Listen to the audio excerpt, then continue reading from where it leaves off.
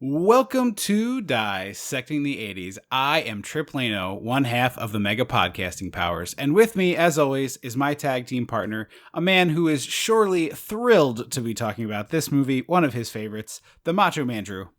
Andrew Leno. And yeah, this is easily like a top 5, like a movie. If I'm not feeling good, I put this, like I haven't been having a great mental week, and I started to watch this and I was like, it's like a Claritin commercial where it goes from like like out of focus to like bright HD color. That's what it was for me. I was like, oh right, this movie. I watched this for the first time, I think, in the last 2 years, because I remember texting you right after it, and you were like, why did you watch that? And I was like, well, you know. Oh yeah, I was like, that seems like a weird choice.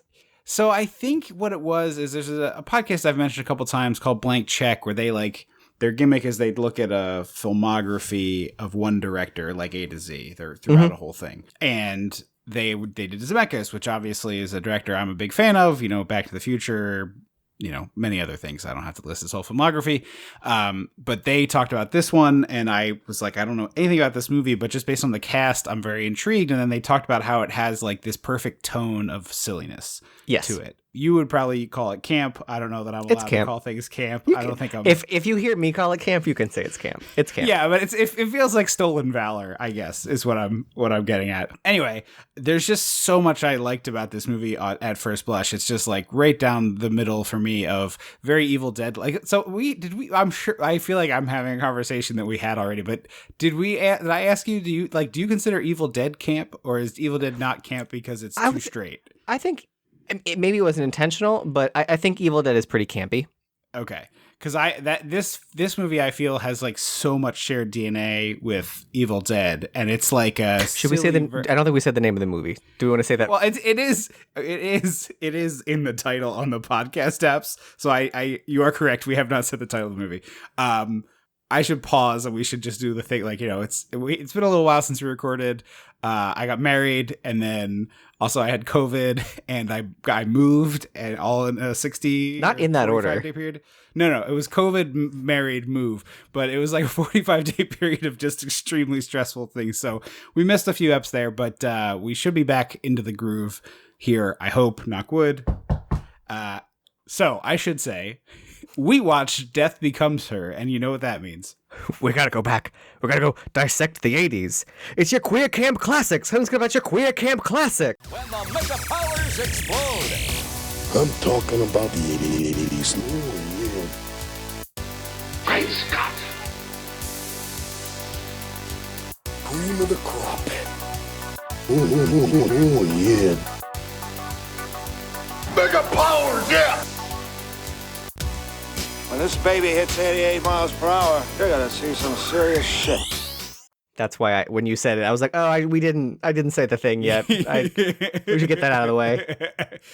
Yeah, and so it's like, it's interesting to me is like, we recently watched Mommy Dearest, which I think you said would also fall into that exact categorization.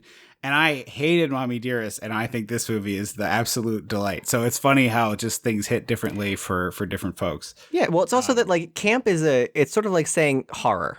You know what I mean? Like you don't like all horror movies. Sure. So camp is more of a genre, I would say, than a straight up thing. Yeah. Yeah, the difference is like this feels like it does the thing it was attempting to do, whereas like Mommy Dearest is like, oh, they failed so miserably, you know? Yeah, it's like, well, that's very different. They failed into it. I prefer to look at this more of an analog with like Heathers, because it's sort of the same like heightened bizarro world. Like you look at this world and you know exactly where you are. You're like, that's my world turned to an 11. Right. I think this movie is more, I always forget this word. It's like palatable. It's more widely able to be digestible. Maybe. Basically what I'm trying to say is this feels more, not in a like a fart sniffy I'm better than you way, but this feels more like common denominator. People can understand, like consume this and get it.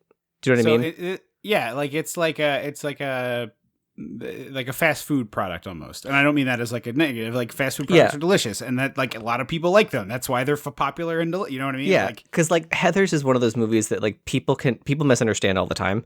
Like people people don't get the jokes that they're trying to make and will take it at face value. And I think this is a movie. One half of this podcast, for example. Yes, exactly.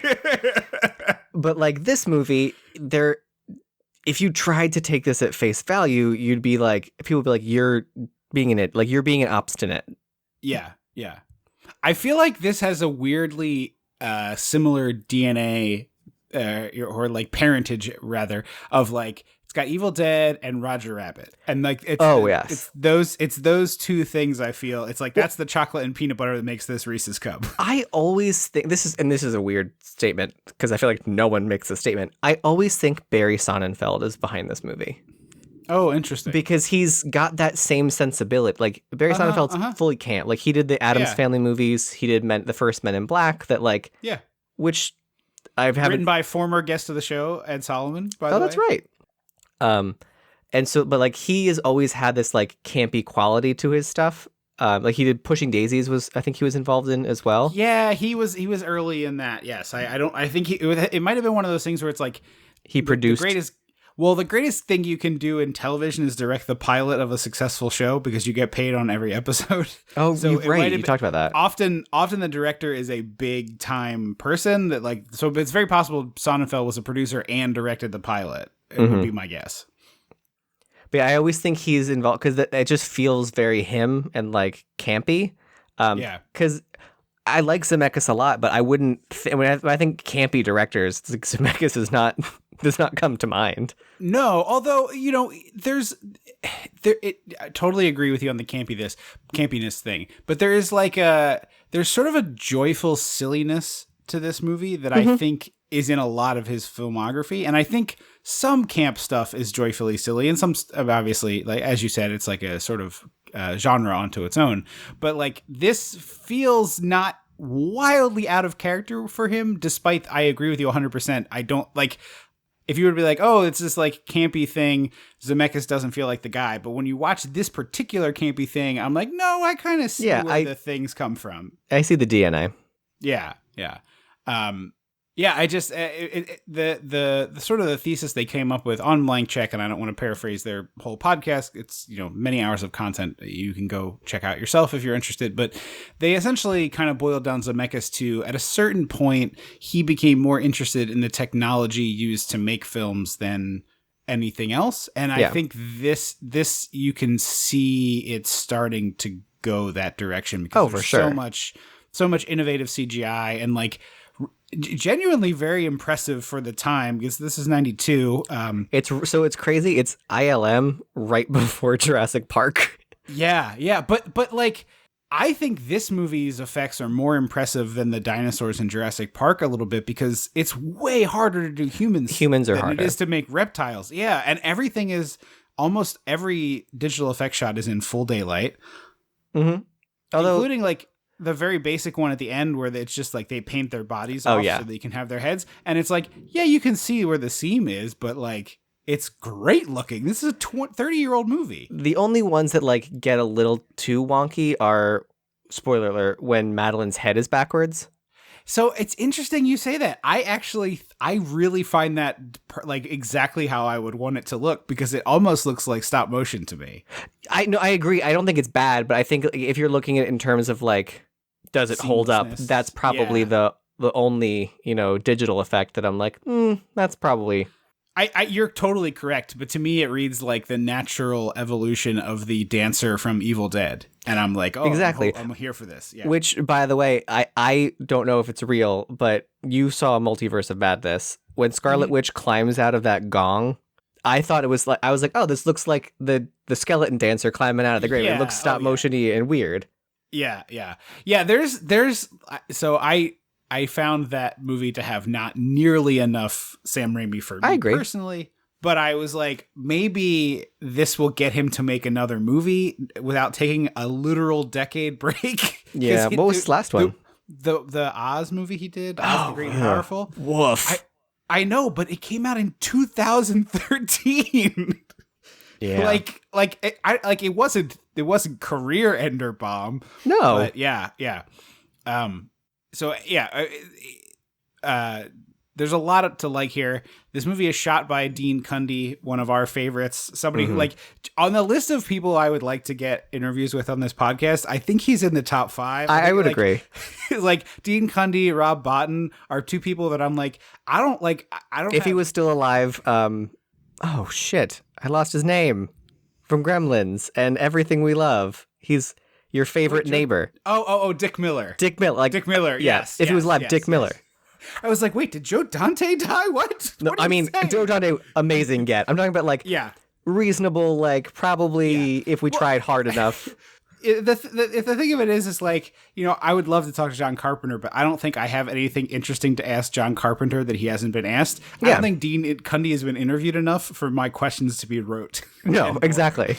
Dean Cundey, great director of photography. Literally, I find it criminal that he only ever got to direct Honey, We Blew Up Ourselves in 1997. They got big? Honey, We Shrunk Ourselves. Honey, We Shrunk Ourselves. Oh, the Kids Shrink, because that's the movie where they talk about potassium and bananas. So there's it's Shrunk the Kids, Shrunk Ourselves, Blew Up the Kid, maybe? Is that the 3? That sounds right. If there's only 3, that sounds correct. Okay. But yeah, that's the only movie he ever got to direct, which is criminal. And I know, like, obviously film was collaborative, and to ascribe any one particular thing to any one particular person is not fair. You know, obviously many people worked to get the shots in this movie, but this movie is incredibly well shot and directed. There's a sequence in it that we will get to, and we should start moving through the movie, but there's a sequence we'll get to that I wrote down, and I was like, this sequence is like 2 minutes long, maybe it's 3, and it has more creative camera movement than some entire... I think I know which one you're talking about. Yeah, but more creative camera movement than some entire series of television that I've watched. Yeah. And I'm talking about, like, you know, like, whatever, not everything has to have creative camera movement, yada, yada, yada. But it's like, man, like, what a... You want your movie shot by Dean Cundey and edited by Verna Fields. Yeah, and then special effects by Rob Bottin, you know? Yeah. Like, you know... And not to take, you know, Dick Smith has makeup credit on this. He's done a lot of stuff that's really amazing. The makeup's really good in this movie. It is. So, you know, as I said, film is collaborative, and, you know, you can't ascribe too much credit to any one person when something is good or bad. However, there's a pattern of great looking movies being shot by Dean Cundey, including both Halloween and Jurassic Park, while we're on the subject. Yeah, we'll say it. You know, and The Thing, that, like, the dude is just one of the all-time greats, and you know, maybe he didn't want to direct more, although I find that hard to believe, because it's, you know, maybe he didn't like working with actors. I don't know. I don't want to describe anything to it. Maybe he's like, I just don't want to do that part, which is fine. You know, he's good at this, but man, is he unbelievably talented. And what I was really curious that, you know, I spent some time trolling through his IMDb, and I was like, I wonder what he's up to lately. And it was shocking to me how often he's doing short films in the last few years. Like, it clearly must be just like a thing that he likes, you know, not like, I can't imagine Dean Cundey is like having a hard time getting a job. I would hope not.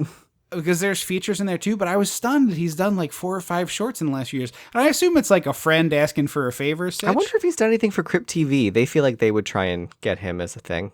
I didn't notice it in there, but it certainly is possible. But yeah, that's a guy who, you know, if you're listening to this and you're like, oh, I know Dean Cundey, he's my uncle or whatever, like, my neighbor. Hit us up. If you got a connection to Dean Cundey and you can get him on this podcast, we would love to do that. We would probably pay you for the help.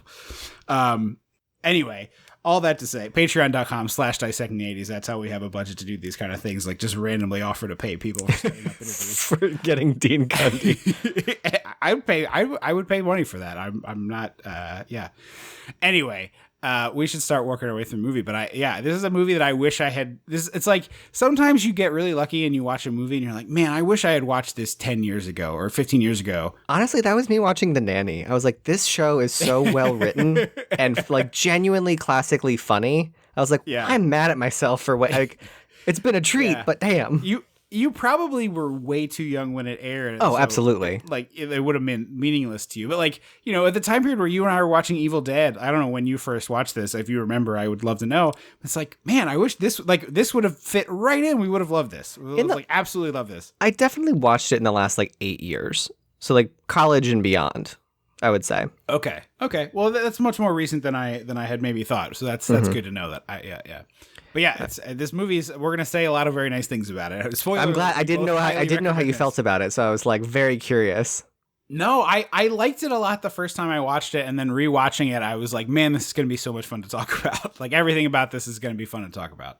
I will say I ran into the clue problem where I was like, half of my notes are just me writing my favorite quotes because it's so fascinating to see a movie like this with like like triple A list actors. Absolutely. And so like the line delivery is just fucking incredible. Yeah. I mean, it's superb. It's three very talented people at the height of their power, both like Hollywood wise and talent wise, and all doing a good job. Bruce Willis is playing against type, I feel like, in this movie. So he's a fascinating one because he's playing Rick Moranis. Yeah, he is. He is playing Rick Moranis, but he started as a comedy guy. And I think we talked about this a little bit in the Die Hard episode, which is over on the Patreon. Like, when he got cast in Die Hard, people were like, why did you cast the goofy comedy guy in this action movie? Like, what the hell is wrong with you? And then as his career goes on, he does exclusively the action stuff. And then, obviously, you know, the really awful stories, you know, the aphasia diagnosis we just all learned about. It's very sad. You know, we hope he's doing as best he can be doing, and it's a very sad thing. But, you know, the last 5 years, he's been trying to grind out all these movies to make money for his family because that's like all he was able to put out. So, you know, that's what happens.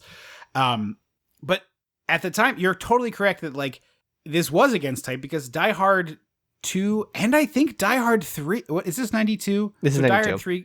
Die Hard 3 is 95. So there's a very good chance he's like smack dab in the middle of like Action Man. Yeah, absolutely. 100%. And this is playing against type at that point of his career, for sure.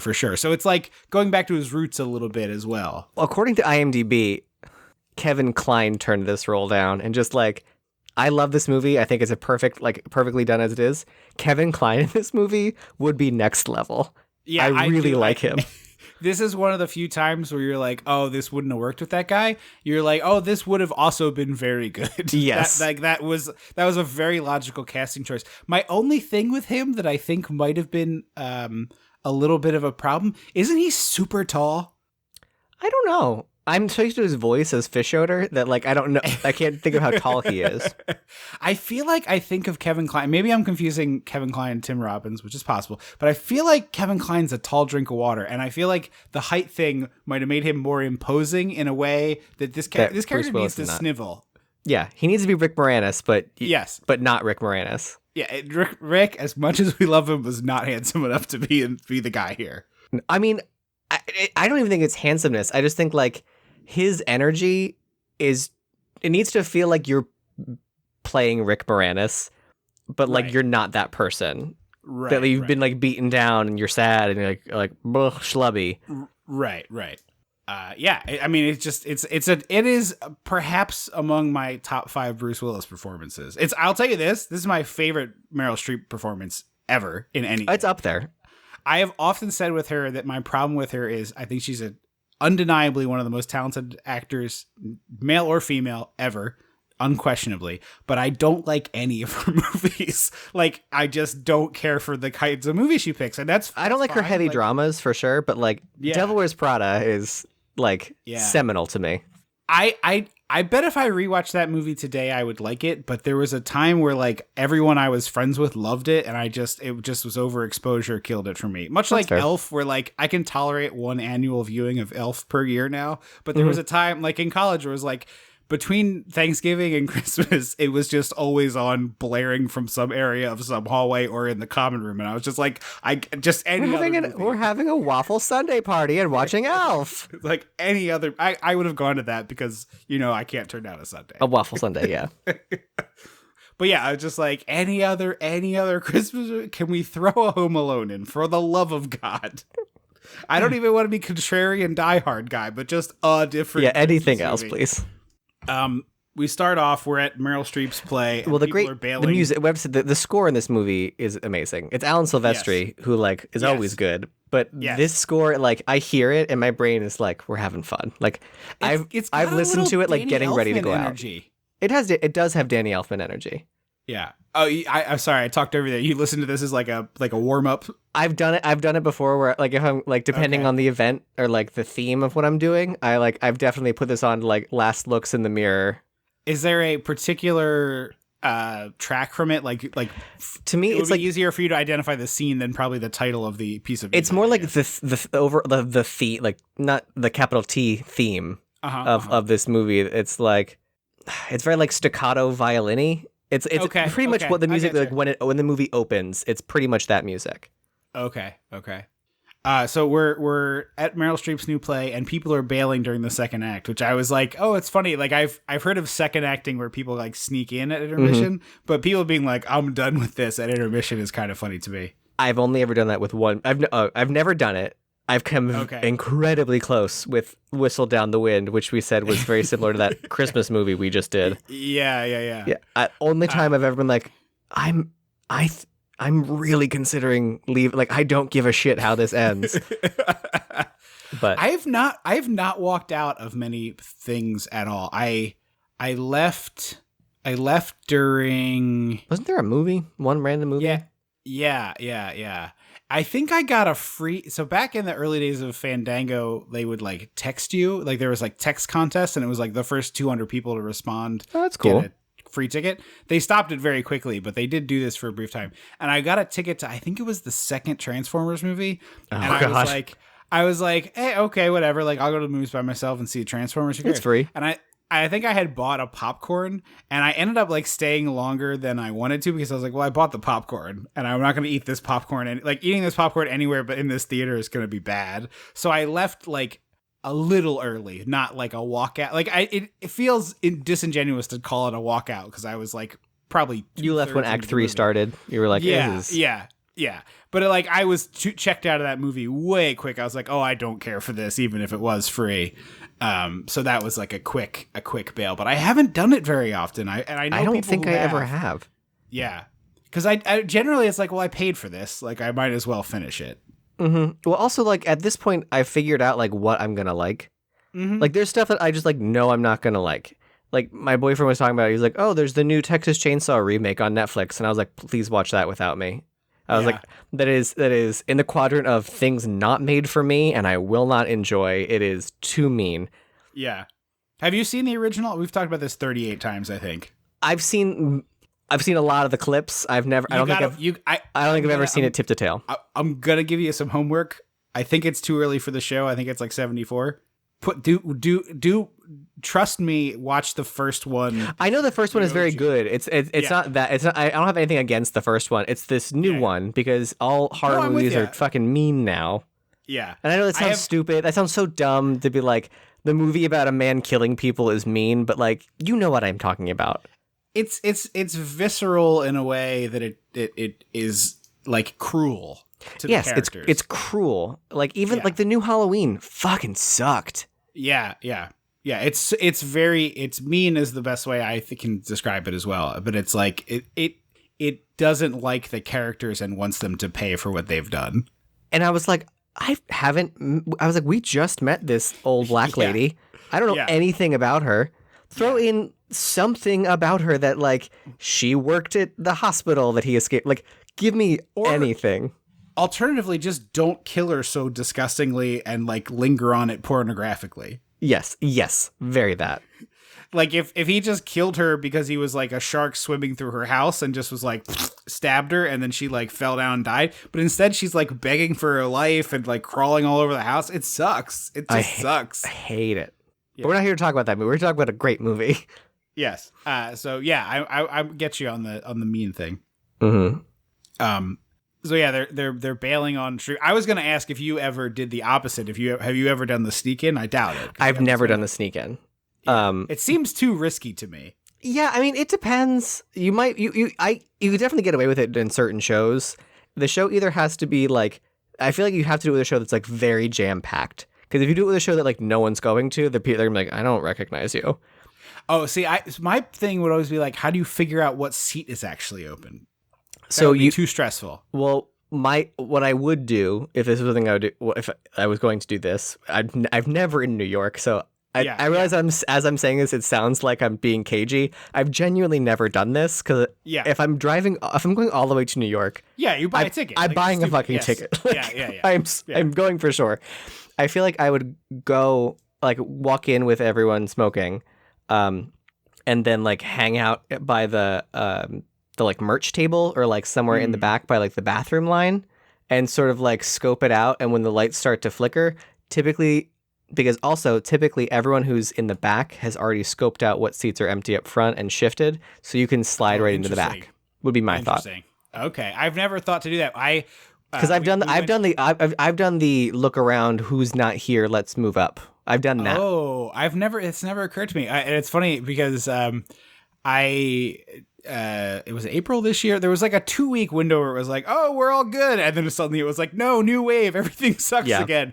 And we went up to New York for a day trip on the train, which we had been wanting to do forever. And we saw Phantom, and I was in literally the last row, like the back. My head was on the back of the theater wall, which is fine. It was actually cool because we were sitting where the ladder was for the dude who operates the spotlight up there. Oh, that's cool. And so they were like, the guy's like, hey, you can't put your coat there. I'm like, oh, okay. I'm it's like, it's wintertime. I got her coat and my coat. I'm trying to like get us all situated so I can sit down. And this guy's like, hey, you can't put your coat there. I'm like, yeah, I won't leave it on the ladder. And he's like, no, he's just like, okay. And then he's just like, I got things. I got a piece of cake. All sorts of shit. And these theater seats in New York are 14 inches wide. So I'm like, trying to figure out how to wedge my fat ass into it. And so it's just like, I do this, I take my coat off, and then I realize he's like still standing there. And I'm like, good God, is this good dude like gonna be up my have ass a life? Time? Yeah. And then I move my coat and he immediately goes like hup, hup, hup, and climbs the ladder. And I'm like, oh, he was trying to get to work. Like I was being a harumped asshole. That man was in the process of trying to do his job so that I could watch this show. Yes. Oops. My bad. Anyway, it's second act. We think it's second act. That's the thing. All bad musicals in like movies and TV shows look the same. They all look like this. And I don't get why. Like, there's a lot of bad theater, and it doesn't always look like this. Well, here's the thing I wanted to ask you is like this. I know I'm not an expert. I have been lucky enough to see a fair number of musicals, both, amateur production. I've been to a few Broadway type shows, whether, on Broadway or elsewhere. This doesn't look like any worse or better than any depiction of any musical song. It's like hard for me as a novice to be like, oh, this is bad, right? There's like an added layer that you, as a novice, you're not aware of that. Like, so they reference it in passing, but she's in Songbird, which is a musical adaptation of a Tennessee Williams play, which tells you probably shouldn't be a musical.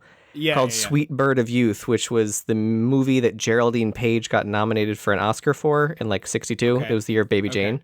And it's about like a fading actress who's clinging to her youth. And it's like not a comedy. Okay. Yeah. Okay. And so like it would basically be like if Schindler's List had a kick line. You'd be like, that's not Okay, that makes sense. That is good context that I did not know.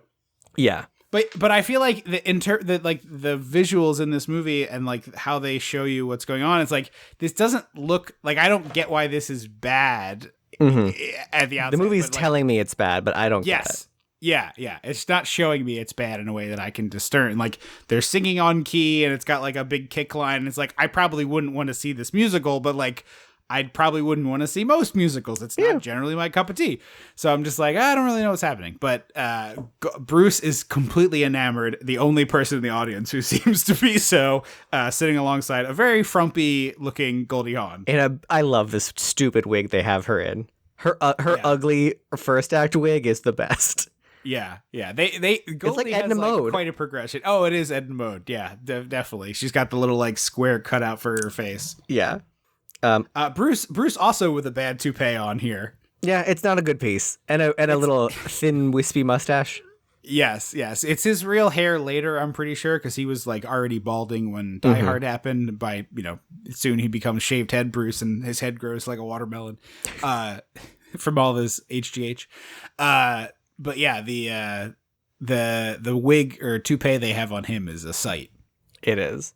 And then we smash cut to Meryl's dressing room, and in her mirror she says, "Wrinkled, wrinkled little star, pray they never see the scars." Yeah. And that is a top rotation GIF in my Rolodex of GIFs. Yeah, it is a Having an ugly day, feeling old, your friends feeling old, bam. I think the difference in the performance here and Devil Wears Prada is like, I somehow have some sympathy for this character, and I have zero sympathy for the character she's playing in Devil Wears Prada. It's not a lot. Interesting. Her character here is a jerk. I have way more sympathy. I have more sympathy for Miranda Priestley than for Madeline Ashton. Yeah, and again, I haven't seen Devil Wears Prada in a good decade, so maybe I'm outdated on that. But I feel like I have a little. Not that this character sucks. This is a bad person who gets what's coming to her. But I, for some reason, have a little bit more. There's a little more pulling me in here than there is in that. I don't know why. I don't know. Bruce is totally swoony all over her. It's very, very good. We can't gloss over her practicing her reaction to her friends coming in to see her. Yes. Because her maid is like, hey, your friend is here. And she's like, hang on. And she takes a moment to be like, and like does little just like how she's going to react. And I'm like, that's me. They're like 10% different from each other too, which is like obviously Meryl Streep, great performer, but it's like a real showcase of like acty schmacty. She's like, oh, a little too big. I got to take a little off that. Okay, here it is. Here. And then it's like, okay, that's where I need it to be. Very good. I feel Goldie like also has, in addition to the bad wig, she enters here. They have this like, moment. The eyebrows are, this is like Eugene Levy situation eyebrows. Yeah, they gave her some brows. She's kind of dressed like Catwoman, like Selena Kyle pre-Catwoman. It's just like everything's kind of boxy and blousy and big. Yeah, for sure. We find out Bruce is a plastic surgeon. Exactly. Which is, what Meryl is kind of drawn to him by. And the cut between leaving the little dressing room thing. I don't know if you wanted to get to anything else there. Real quick. So I find that Madeline Meryl Streep has big Cruella energy. Oh yeah, for sure. Because everyone is darling and sweetie and dear, and like it's just that's the perfect amount of condescending to like really tell the audience everything they need to know.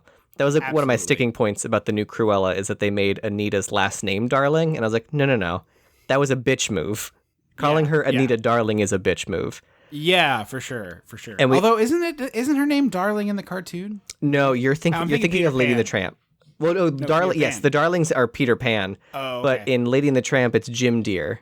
Like because it's dogs hearing what humans say. Got it. Okay. And the other thing we get is it's sort of like the lady version of Samuel L. Jackson eating the burger in Pulp Fiction.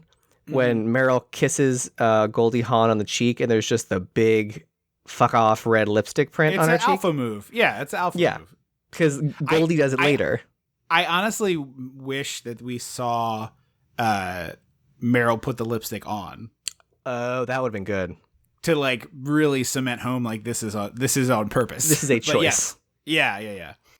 So Bruce is a plastic surgeon and he's like, walking through this eye surgery, and it's just a great little bit of movie making. We have like this close up on the eye with the marker drawn on it. I'm gesturing like any of you can see what I'm talking about.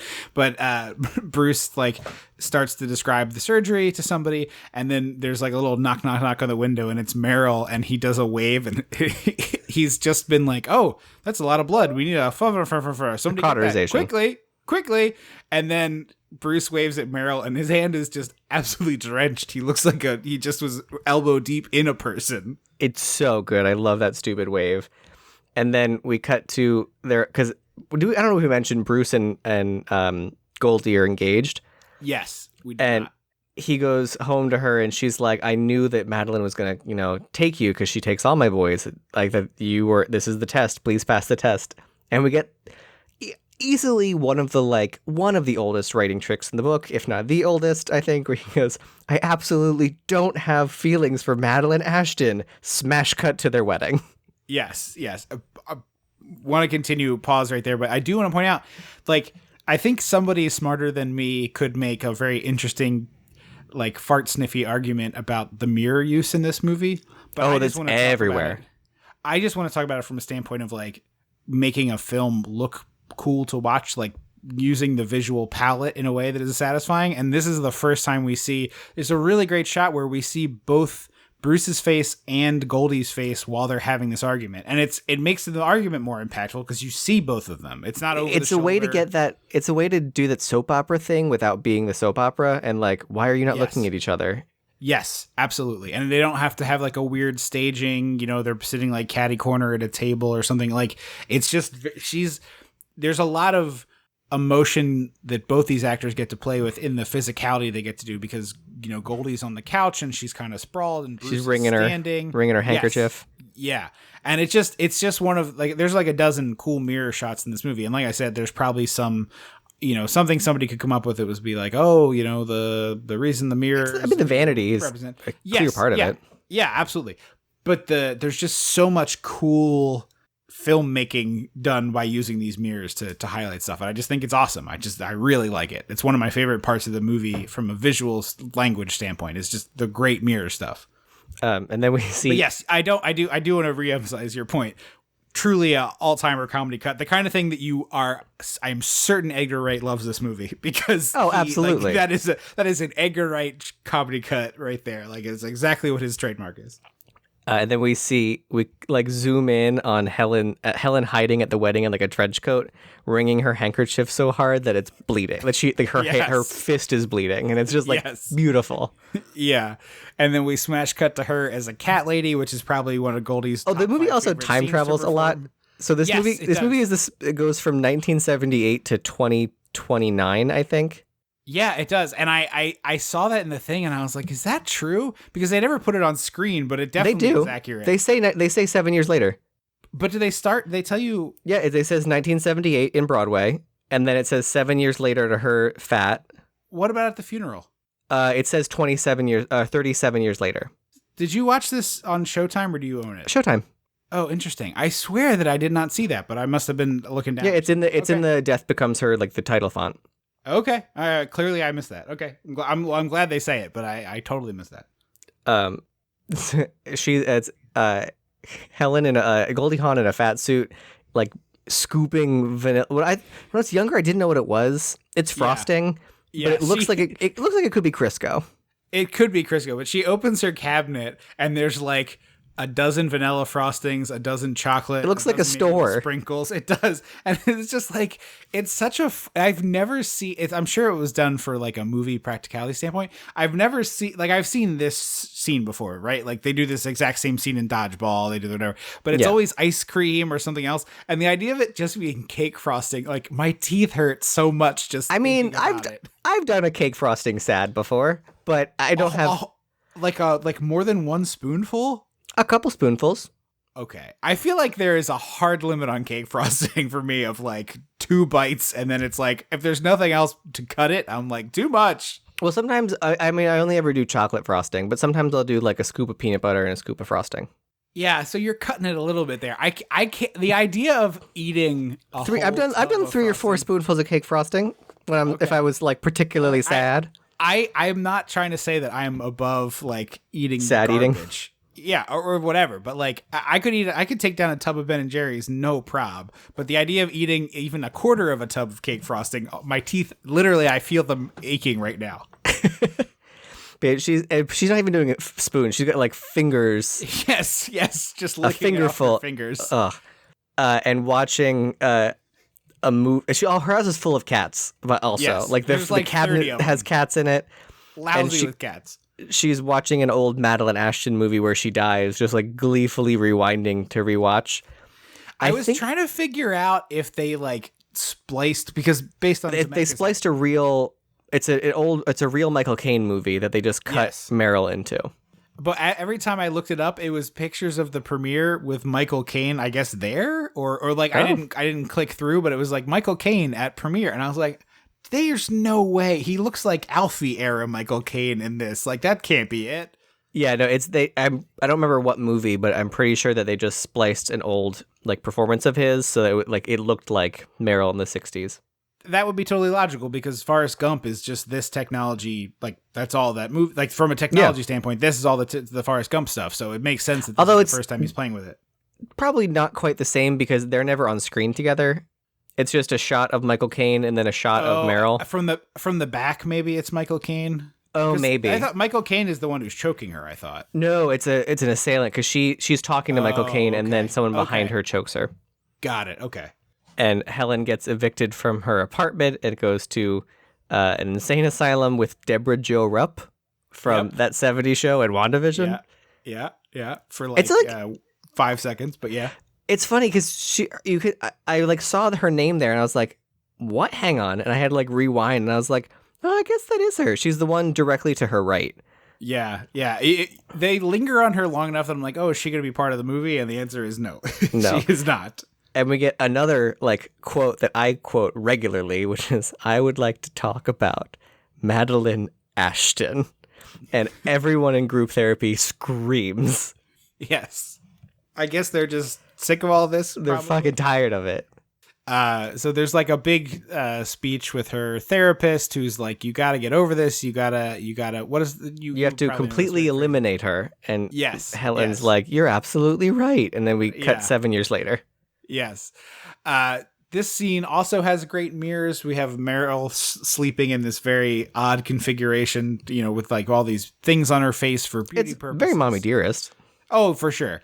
But there's a great mirror in the back of Meryl so that like you can see that she's completely not treating this maid as a person despite the fact that they're like 4 feet from each other. I think the maid relationship is more comfortable because they've been together for a while. The maid and Bruce seem friendly. The maid seems very over Meryl to me. I think over, but they've been together since her Broadway thing. So they've been together 14 years at this point. Right. So they're probably just, she doesn't have to, it's like sort of like your friend. You're like, I don't have to fucking look at you. Like, tell me I'm pretty. Bring me a green juice and tell me I'm pretty. Yeah, she's like, oh, the maid clearly has a script, and then she's like, oh, it's not Thursday, I'm not supposed to say that. And she's like, no, I think you need to say that every day now. Yeah. I've been there. Like, I think you need to. I think you should say this every day. Thank you. You look younger every morning. So Bruce is passed out drunk upstairs, and she wakes him up with his breakfast, which is a Bloody Mary and a bottle of aspirin. Yes. And I love that she like puts it on his cheek to wake him up with the cold. He has like a full on corpse vibe at this point. Mm-hmm. The makeup they have him in. But I love that he immediately throws the celery away. And I have the vibe like, that nope. every day he throws the celery away. And I'm like, Rose, why are you bothering? She probably uses it for a week. She just picks it up off the floor. Yeah, puts it in the fridge, rinses it, puts it in the fridge. And so he is no longer a plastic surgeon. He is his hands are, he has the shakes from being an alcoholic. He's like throws his scalpel. But I love that he takes a big swig of this and he winces and his response is more vodka. Which, like, if you're a person who doesn't like tomato juice, I get that. Yeah, I know, but it's just clearly you think he's wincing because the drink is too strong, and it's like, no, it's too much tomato. The sadder one, yeah. My wife, now wife, then girlfriend, didn't think she liked Bloody Marys because I would make them and she would be like, this is terrible. And so, she'd have some champagne or whatever, mimosa, and I'd have a bloody on occasion. And then her sister came to town and her sister likes bloodies. So I got all this stuff to make bloodies. And she's like, let me try yours. And she tried her sister. She's like, why do I like hers? And I was like, I don't know. It probably has less vodka and less horseradish in it because I put that thing up to 11. Yeah. To me, like, the accoutrement is like the key to your Bloody Mary. So like I do a lot of horsey sauce. Yeah. I like it. I like it with some zip. So he's gone from being a surgeon to like an in-demand of some sort mortician instead. Is it mortician? Like he's basically the guy that mortician calls when the mortician can't get it done. I said funeral beautician because I don't. Those two words make sense. I'm sure people are probably tweeting like that's what an undertaker is. That's what that is, you idiot. That is what a mortician does. He's like the Winston Wolfe of morticians. He's the guy you call in when it's like, we have a job too big for us to handle. There's a really great gag here too, where he's walking and he's like getting the situation described to him, and he puts his hand up for his gloves, and then the guy's like, "It's real gloppy in there." And he drowned in a hot tub, and he's bloated, and he's like, "Never mind, give me the." Without words, he just like throws the regular surgical type gloves, and instead gets back like what you would handle welding with. Yeah. Yes. And then another great, like, little joke. You can't give him character or depth. People have to recognize him. Yeah, and they were like, he was having sex with his 18-year-old girlfriend, even though he was, I don't know however old this guy's supposed to be, 60 or something. Yeah, and they were like, he has a grid on his face that is just a ghastly. And then we cut to, and I recognize this actor. I don't know his name, but he has a just shit-eating grin on and just smiling to beat the band. It's really good, like mouth wide open smile. Yeah, just pure joy. And then we cut from here to Madeline going to this crazy spa that I just love. Like, everyone who works there is hot as fuck and wearing like mesh or like low cut short mini skirts. Yeah. It's beautiful. And it's clearly like a spliced in later, like what's behind that door, but it's also, or it's not, it looks like it's spliced in later, but I realized as they shut it that there was a mirror on the door to get more of this mirror stuff.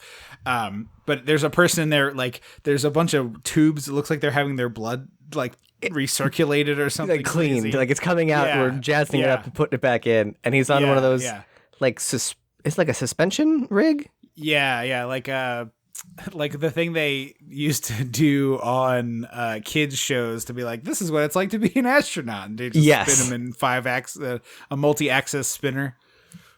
So we cut to this woman. Always reminds me of Winona Ryder. Oh, she's got a Winona energy. I see that.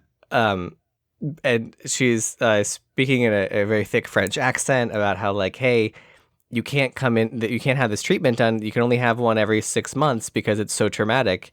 And it's only been 3 weeks since your last one. And is this the shot you were talking about around the room with the great? So this is one of my great shot, but this is not the one I was talking about. Favorite shots because it's an unbroken track, like pivoting shot around the room as like Meryl runs around the room to look at each mirror to be like, I need, like, you're not giving me what I need. Like, this is an important event. I need to look my best. She snaps at her. She's like, you look at me with your 22-year-old skin, your tits like rocks, and you laugh at me. Yes. Yeah. And this guy who very much looks like Doug Jones, but is not, like, appears on the couch behind her and is like, go away. Because the camera's been tracking the whole time. It comes back around to the woman working, and he clears his throat, and she moves, and he's behind her. And we've already seen the couch empty, and it's just like a really awesome. Kind of reminds me of like the Last Night in Soho dance sequence that was all in camera. Yeah. Yep. Absolutely, very similar. Because Meryl's like, money is no object. If you give me what I want, I'll pay you under the table, just you. Yeah. And as soon as the like owner of the spa is there, the woman completely drops her French accent. Yeah. And like, it's one of my favorite little bits of world building of like, nothing is fucking real. Right. Yeah, everything about this movie is about artifice for sure, and this is like a great piece of that puzzle. And he's like talking to Meryl and his eyes being weird, which like we kind of confer later that he probably had something. He probably fucked up his body. Yes. And has to deal with it. Yeah. But he gives her the card for Liesel von Rumen, who could help her with her issues. And the only thing on the card is just an address. There's no name. There's no phone number. It's just an address. Yeah. The kind of thing that if I got, I would be like, well, this is drugs or something. This is a murder. Yeah. I'm going to get trafficked. Yeah, exactly. And then we cut to them in the limo on the way to Helen's book party. And Bruce Willis is breathing like Darth Vader. And Meryl Streep just goes, could you just not breathe? Yeah, there's a real Tony Soprano nose breathing happening here. Just a lot of like. Oh, is that a thing in The Sopranos? Oh yeah, dude. Yeah. Gandolfini and the nose breathing is like a major thing. He looks like he gets worse and worse looking as the movie goes, and this is like one of the real bad turns for Bruce. He just looks like a corpse, like a red ring around his eyes. Yeah. He looks like a bad wax mold of Bruce Willis. Yes, he does. And then he says hello to the mom from Monster Squad and the Goonies. Yeah, that's right. And there's this great, like, it's just such a he good tells the bit of truth. black comedy. Yeah. In all honesty, it's an actual fact that, like, normal makeup you purchase, that's a word I really enjoy, is thermogenic, which means it's designed to work with natural human body heat. Yeah. And so corpses don't have body heat, and so you cannot use. You need non-thermogenic makeup, which is often just paint. Yes. And that's his secret is spray paint. But it's even better because he starts the anecdote and the camera slides from the 2-shot of them just to Bruce. And as the story goes on, you can feel the body energy of the person who's not on camera somehow. Like, it's impossible that that's true, but you absolutely feel it because you can tell he's not paying attention to her. And but so he's enjoying himself telling the story. Yes, and the like from a film standpoint, going from like the 2-shot to the 1-shot and you can't see the woman anymore, it's like, oh, she's really upset about this. Like you can feel it despite not being there. And then he's like, because she said, you buried my aunt, like you made my aunt look beautiful. What's your secret? Which don't ask how the sausage is made. If you don't want to know, this is a sausage situation. She is at fault, absolutely. But he's like, I'm standing in the hardware store and it just dawns on me. Mannequins look good. Corpses are basically mannequins. I should buy corpse spray paint for corpses. And then I should buy mannequin paint. We finally cut to the woman who is just like a sputtering mess and just storms away. It's so good. And this is where we get our reveal of Hot Helen. Yes. Because this is like one of my favorite. The fake out? Yes, it's so good. They're like, Meryl is with Bruce, and she's like, she's not even here. And then he's like, oh, there she is. And we see what from behind looks like the Helen we've seen. She's, frumpy. She's got that haircut. And Meryl's like, oh, she's lost a few pounds. Haha. And as she says that, the woman who looks frumpy steps away. And it's, Goldie Hawn, skinny, hot Goldie Hawn with a gorgeous head of hair. Yeah. It's also very funny because like they kind of gloss over it, but she's clearly an incredibly successful author. Like we don't know anything about what the books are. They kind of have like the vibe of like a self-helpy. Oh, is that what it is? I thought they were more novelty. The cover looks more novelty. No, because it's called Forever Young. It's like secrets to staying beautiful and thin. Oh, interesting. I thought it was like I thought it was Forever Young and was just like a Danielle Steele type novel. No, I'm pretty sure it's like a self-help book. Okay, all right. Because they mentioned earlier in the Broadway dressing room that Helen is a writer. Yeah, it's weird that it would be that type of book because like wouldn't Meryl know she got hot? I don't know. It's just strange to me. Yeah. Also, if you look closely, Goldie Hawn is wearing the Liesel von Reuben pin in this scene. Yeah, I did not catch that on my own, but saw that noted in the details and went back and looked, and I was like, oh, that's a cool little tidbit. It's like a second or third watch thing. Mm-hmm. And one of my favorite jokes in this movie when Meryl goes to Goldie and Goldie's like, oh, I didn't know if you'd come, but my PR woman said Madeline Ashton goes to the opening of an envelope. They're so mean. I fired her. Well, I thought about firing her. And I'm like, that is the ultimate like, hi, bitch, I am now on top. Yeah, it's such a great flip from the opening scene of the kiss on the cheek that leaves the she gives it back. Yeah, it's all very good. This pisses Meryl off so much that she's like, I gotta go, and she storms out of the house. Goldie gives the same speech to both people. She's like, Meryl, I don't blame you for stealing him because he went to you. He's a man. And then she finds Bruce Willis and goes, I don't blame you. She stole you. She's a woman. And then she from Newark, for God's sake. Yeah. Which is particularly funny because Bruce is a Jersey boy. Yeah. And like so the real man, not I don't know where this character's from. Yeah. So Meryl goes off to her young, like, hottie hot McHot pants. Yeah. And he's clearly like not alone. Yes. And didn't know she was coming over. And she goes, oh, for Christ's sake, at least lie quickly. Yeah, it's great. And he's just doing like a humana, you can't come in right now because and then the plumber's daughter. Butt? We see a butt. It's like a very perky, cute butt. Yeah. And Meryl's just like storming away in this driving rainstorm. Yeah, it's a very dramatic, rainstorm, and she slams on her brakes in the middle of traffic because she sees herself in the rearview mirror. Yes. And then finds the Liesel's business card. And now it's great movie rain, by the way. I know that's a minor detail to point it's out, great. Really good movie rain. And now it's Goldie Hawn's turn to rehearse. Yes. Which is another quote of mine. Madeline, I need to speak to Madeline. Her puffing the menthol into her eyes to get the tears going is just a delightful, delightful thing. I remember hearing an anecdote years ago on Saving Private Ryan that I think it was Saving Private Ryan that like and this may be an apocryphal story that I'm repeating, so whatever, but I'm telling it anyway, that Damon was worried about not being able to cry for the scene, and somebody came over and was like kind of held his head in the hands, was like, "You're going to be fine." Oh, they had Vicks on their thumbs? Yes, and they like put it near his eyes to help him out without telling him. And I thought that was very funny idea. And the camera pans back as she leaves. And it shows her like hate shrine to Madeline Ashton, which is beautiful. Yeah.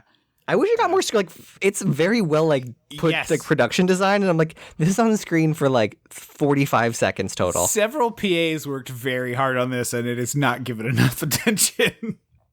I had a friend back in when I was living in Baltimore when I was doing the improv thing who worked on film sets, and he was a PA in the art department. And one day they were like, "We need you to make a bunch of children's drawings." And it was like, "What?" It's like, "We need children's drawings for this office." And so he had to get like a box of crayons and construction paper and draw like little kid pictures of houses like, a house and with a corner sun and stuff. Yeah. So I was just like, every time I see stuff like this, I'm like, somebody worked very hard on this. Yeah. So Meryl shows up at Liesel's like gothic mansion full of like hunky beefcakes and wrestling outfits. They are wearing wrestling. It looks like championship belts without the championship plate. It's so great. It's like Egyptian / it's like a wrestler with an Egyptian gimmick. Yeah, exactly. It's like the Pharaoh and his, what would they be? You had the Egypt phase. What would the Pharaoh's tag team or squad mates be? And probably they made it in the Mummy, like. Yeah, there was a mummy character briefly in wrestling, but I was thinking of like the Pharaoh and some other Egyptian word to make it feel exotic.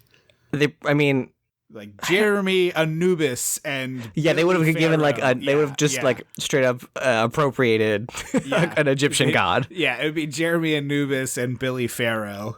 Yeah, and so Meryl like awkwardly sits next to this man who's like spreading himself all over the couch. Yes, and it's like it looks like the way it's staged. It looks like Meryl sat down first, and he was like cool and squeezed in next to her. Yeah, and then we hear Isabella Rossellini be like, "Would you make some fucking room, but keep your ass handy?" Yeah, she's got like, I love her energy, and she's a total fucking smoke show in this whole movie. Yeah. And she's only on screen for like 12 minutes, but she is like the lightning rod for what's happening. Eating up the screen. Yeah. And also, I was thinking, like, you can tell in the close-ups in HD that there is like some fabric underneath this. But I think it's just a pasty. I guess the pasty makes sense. But like you can tell that there is like effort made to make sure she's not topless. But it's all I could think of is like some poor quivering handed production assistant in the wardrobe department being like, "Oh, it was okay, Miss Rossellini, I'm based on an anecdote I'll tell later. It was 100% just the costume designer being like," but like even with the pasty, like you got to put this jewel over her nipple, and so it's just like I'm imagining this quivering handed person being like, "Okay, Miss Rossellini, I'm gonna go ahead and put this down now," and it's like, and then put the necklace on nipple. Yeah. And this is intercut with Helen showing up at the house to seduce Ernest, and Isabella Rossellini, Liesel being like, "Hey, Madeline, here's the tea. Here's what's going on." I love the presentation of this potion. It's like so awesome, and more full production. Stuff.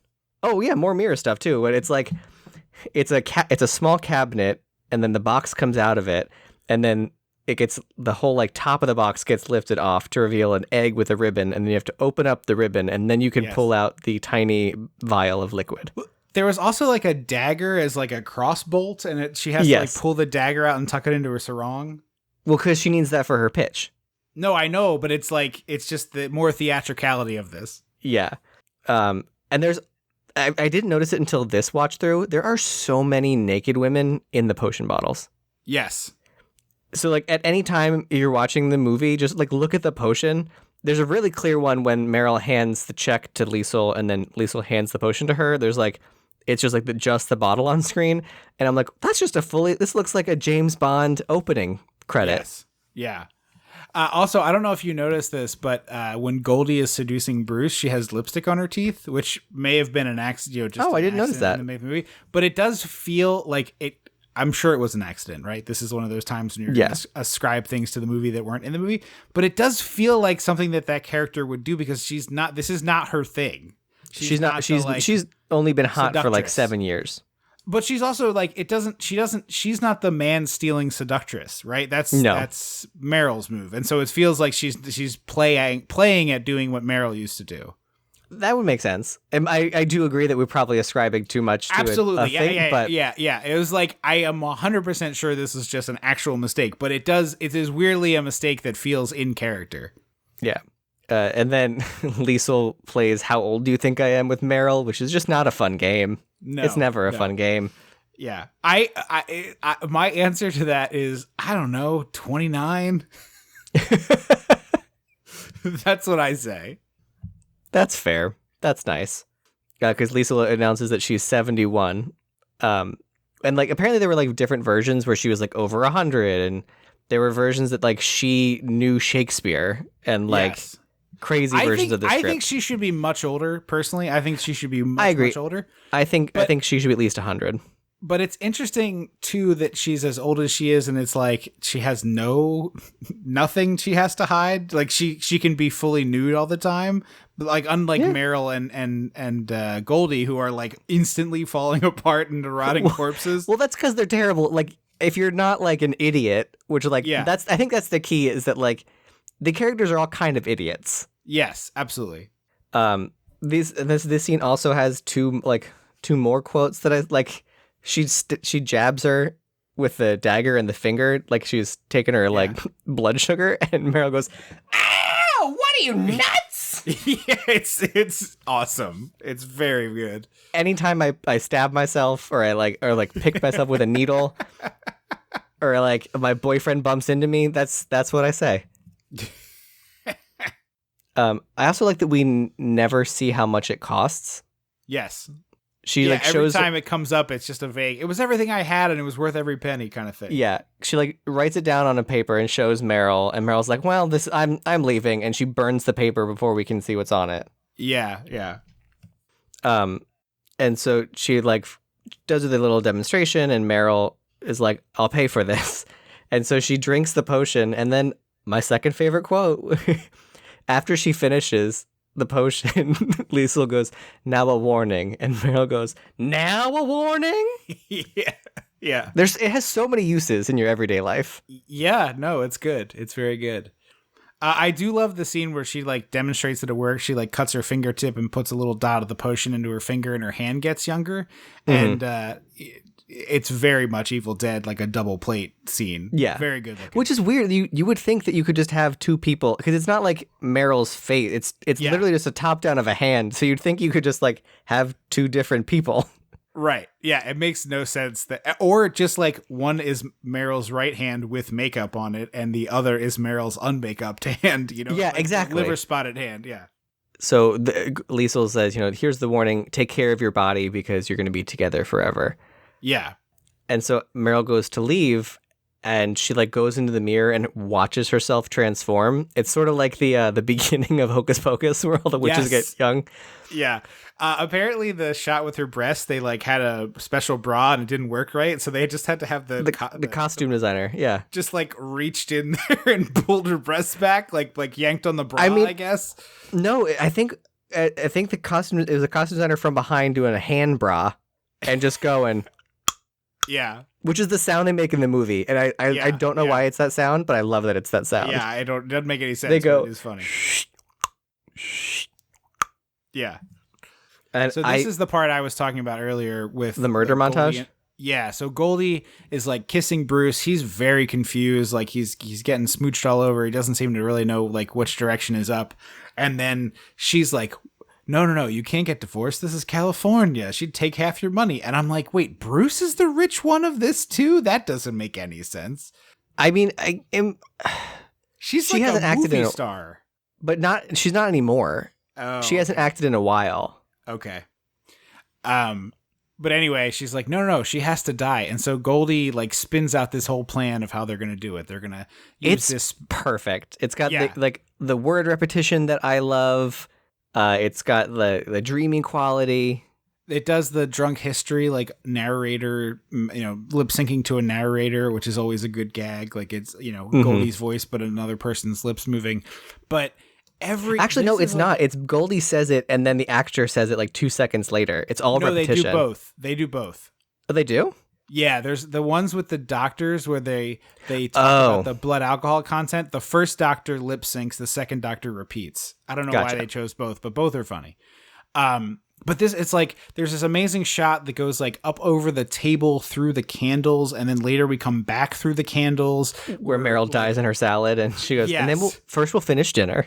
Yeah, and then it pulls back to Bruce and Goldie being like, it's like the Batman table. It's 400 yards long, and for some reason Goldie and Bruce are sitting across at one end, and Meryl is 100 feet away at the head of the table. Yeah, but they're like clinking their glasses and being like, ha ha ha ha, and then it's like, oh, we're gonna take her up, and we're gonna put her on the hillside, and we'll call in. There's a crazy drunk driver. And hang on. The line is, there's a drunk woman swerving dangerously close to the edge, and then we see Bruce Willis on the phone go, hello, I'd like to report a drunk woman swerving dangerously close to the edge. Yes. And I don't know why that kind of repetition makes me laugh every time, but it all like that is a surefire way to make me laugh. It's the whole sequence is hilarious, but like I love their like, oh, we'll make sure we know she's been drinking, and you see Goldie pouring like 2 bottles of liquor on the car, and you're like, okay, that gets the point across. And then it pulls up to an overhead, and there's like 62 bottles of vodka in the footwell, plus one they of the passenger Meryl's seat. Hand. Yeah, and it's just like so absurd but delightful. But it's just every part of this planned out sequence is one, very funny. 2, incredibly well shot, and 3, like perfectly placed for the movie that it's in. It's just great. Everything about it rules. Yeah, and then there's a great explosion. Yeah, absolutely. But and then it's like we see Meryl's like charred hand as the medical examiner's like, she was so drunk, what a waste. She deserved it. Yeah. But it's like I said earlier, like there is more creative camera movement in this than pretty much any major blockbuster has been out in the last 10 years. Like more creativity in this sequence than in 2-hour plus movies. It's just like, this stuff is great. It doesn't cost more money necessarily to like move the camera, and it just takes more time. Right.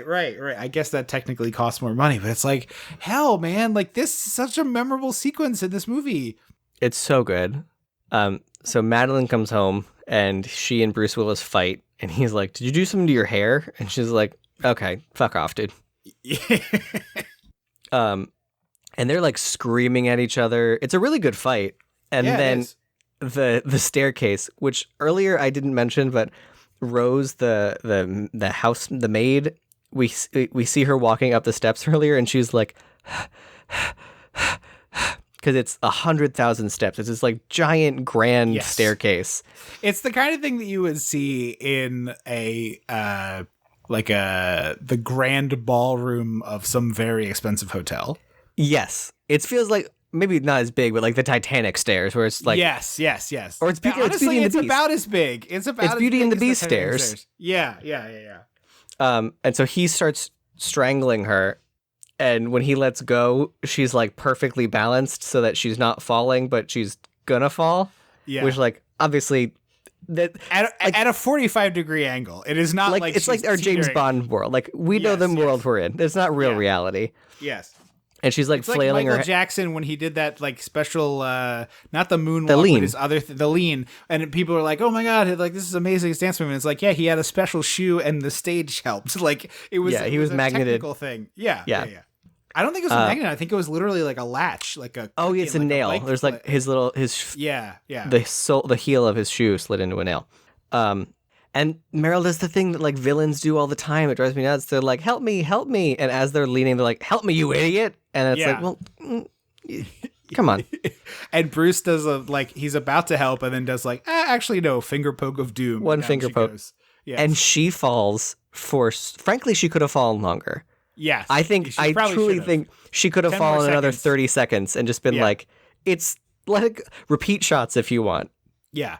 It's this particular sequence is amazing because one, we have like a very obviously CGI shot. We see Meryl break her neck. Like she hits her head goes at a 45. It's the first shot. Yeah. And then we have some dummies. And then we have an actual stunt performer throwing themselves down a very, very, very long set of stairs. Obviously, the stunt performer doesn't do this whole staircase. I think that would be unsafe and dangerous. But a lot of stairs get these. I mean, I wonder if they're padded stairs for that kind of thing. So I read a very interesting article about I only clicked on it because it was about stunt work because I'm not a big fan of the show, but Tim Robinson, I Think You Should Leave, the Netflix sketch show. Do you know this at all? Mm-mm. I'm not a big Tim Robinson fan, but there was Is he like, Tim and Eric? No. Okay. He had like, I don't know if he was maybe I'm thinking of the wrong thing. I feel like he had a weird SNL connection maybe, but I don't think he was on SNL. Maybe he was a writer, but maybe I'm making that up. I don't know. But he's like a sketch performer. He does a lot of yelling. He's just not my cup of tea. But he did a bunch of sketches with the gimmick being like people are carrying a coffin and then the person falls out of the bottom of it. Okay. It's a funny bit. Like it's a good funny bit. I think they were all fake. Like I don't think it was like a prank thing. Like I don't think they did this to a funeral. I think they shot it at actual graveyards and stuff, but I don't think they like, it's my understanding they did not prank a funeral. But there was one sequence where they're like, oh, we're going to have the dummy fall out. And then sometimes it's a stunt person, sometimes a dummy.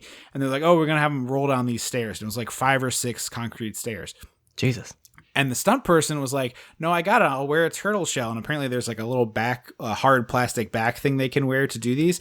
And they were like, he did it. Like he was so gung ho about like, we are going to do this as a real stunt that he just did it. Like he just threw himself down the stairs while we were talking about it because he was like, it's fine. And he just like, boom. And he threw himself down the stairs in front of everybody. And nobody knew he had the pad on. And they were like, ah, ah! And then he like popped up and was like, I got it. And I was like, oh, that's amazing. Like, of course, that's how you got to do that stunt because the person was like, "No, I really want to do this."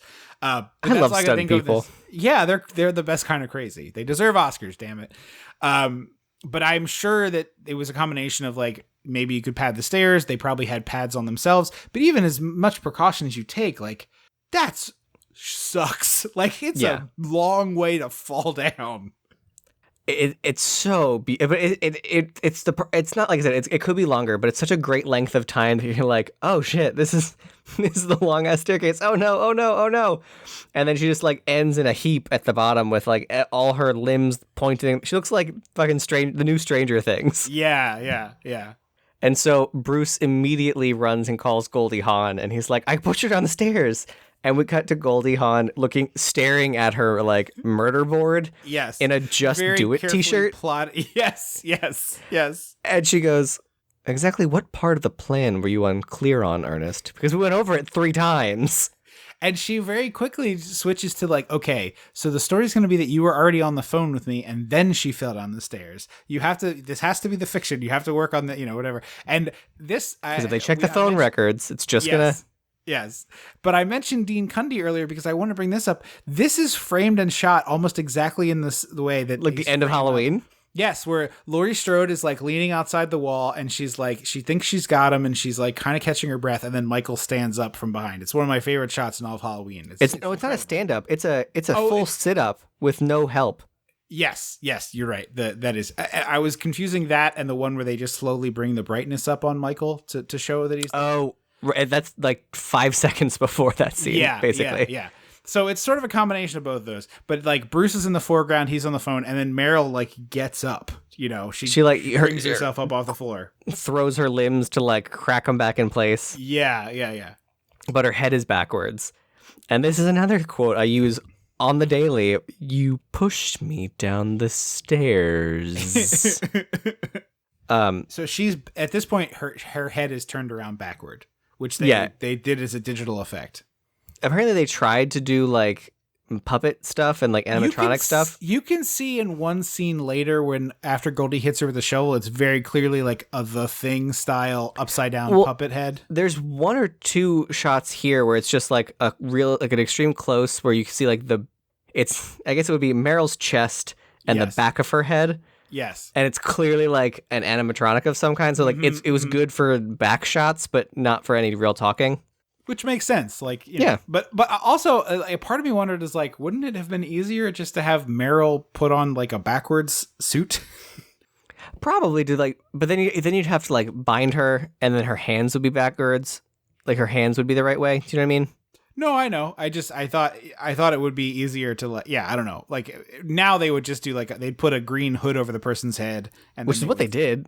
Yeah, Meryl did it with a green hood and then did it backwards. Right, and then they would just swap it. But yeah, either way, it honestly looks really good, and it looks unnatural and weird. But it's like you're looking at a person whose head is around the wrong way. It's supposed to look unnatural and weird, so it totally works for me. I get why you would say otherwise. It's reasonable. Yeah. And it's great because, like, she hasn't realized her head is on backwards yet, but she can't figure out why she doesn't know how to walk anymore. Yes.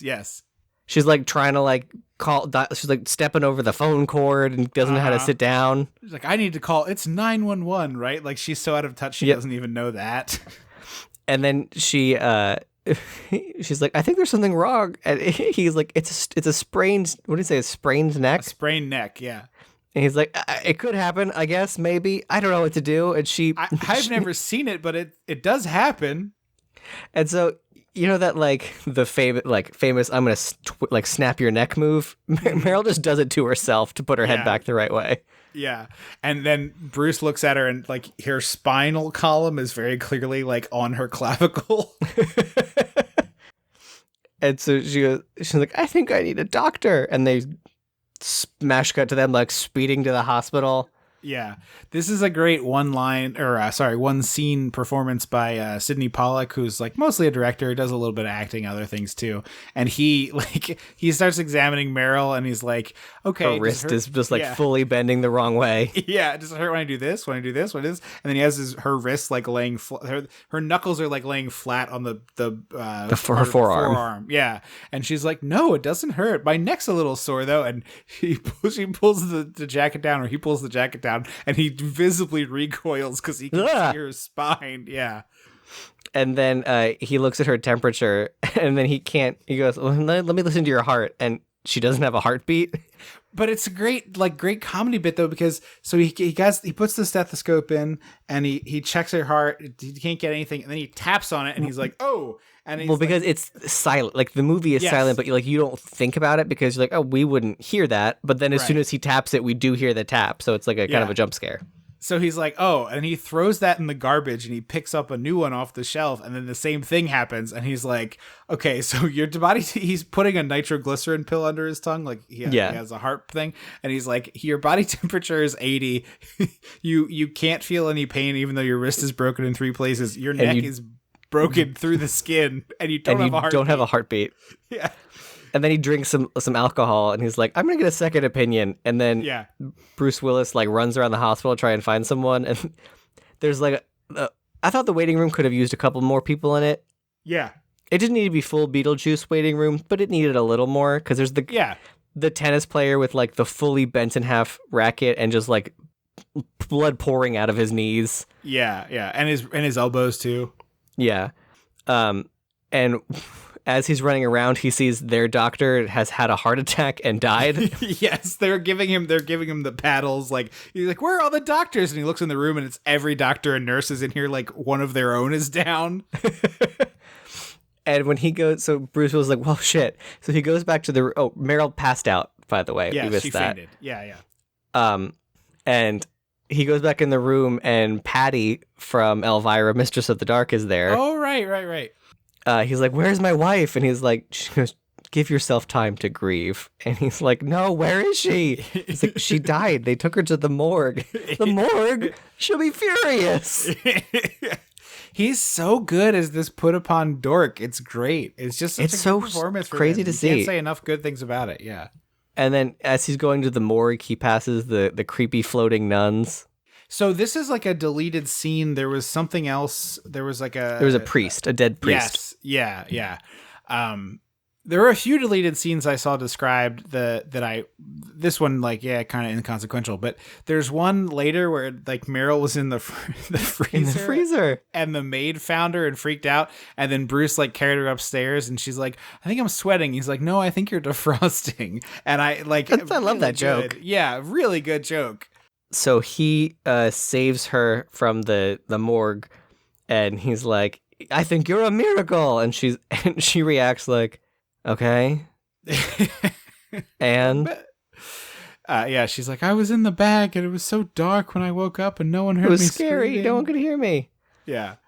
So at this point, we're like a little over an hour into this movie. There's like maybe 35 minutes left, and I feel like it's close to 2/3 the way through.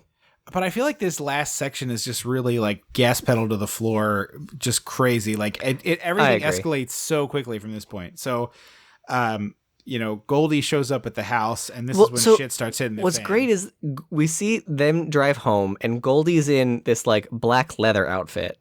Yeah. And she's trying to figure out what's going on. She almost gets run the fuck over. Yeah. She does get hit like by the car, doesn't she? Or does she die out of the way? She dives onto the ground, and then the car reverses and stops perfectly.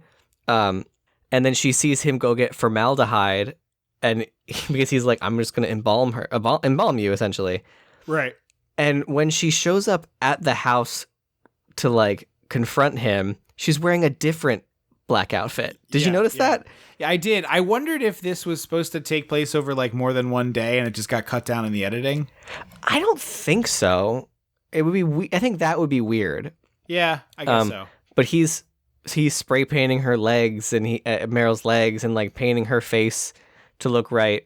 And then he sees Goldie in the foyer and she's like, "Why are you whispering? She's dead, like we planned." And then we see just a hand. It's just Meryl's hand on the wooden like banister as like they're in the background talking.